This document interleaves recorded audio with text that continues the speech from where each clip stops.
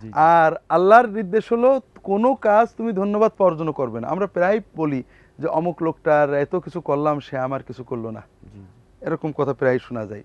তো এক্ষেত্রে আমরা যেটা ভুল করি, আল্লাহ কোরআন কারিমে বলেছেন যে মানুষের প্রতি মানুষের উপকার হবে আল্লাহর কাছে পুরস্কার পাওয়ার জন্য। জি। মা নুরিদু মিনকুম জাযাআ ওয়ালা শুকুরা। আমরা যার উপকার করছি তার কাছ থেকে কৃতজ্ঞতা অথবা প্রতিদান চাওয়ার জন্য করব না, করব আল্লাহর কাছ থেকে পাওয়ার জন্য। কিন্তু যাকে উপকার করা হবে তার ইমানি দায়িত্ব হলো সে যেন পরিপূর্ণভাবে হৃদয়ে কৃতজ্ঞতা লালন করে এবং তার কৃতজ্ঞতার অনুভূতি প্রকাশ করে এবং তার জন্য দোয়া করে।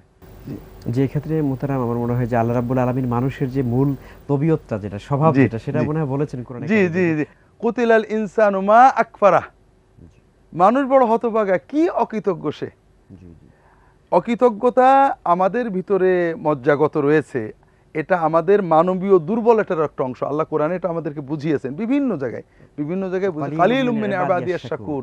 আমার বান্দাদের ভিতরে খুব কম বান্দাই কৃতজ্ঞ। কৃতজ্ঞ, জি, এটা যেমন আল্লাহর প্রতি কৃতজ্ঞতার ক্ষেত্রে, বান্দার প্রতি কৃতজ্ঞতার ক্ষেত্রে। জি, আল্লাহর প্রতি কৃতজ্ঞতার ক্ষেত্রে আমরা কি করি, জীবনটাকে সবসময় যেটুকু পাই এটুকু খুবই খারাপ, একেবারে কিছুই না, আর যেটা না পেয়েছি ওইটার জন্য আফসোস করি। কিন্তু আল্লাহ যেটা দিয়েছেন এর ভিতরে যে নিয়ামত রয়েছে এটা কখনোই কৃতজ্ঞতা প্রকাশ করি না।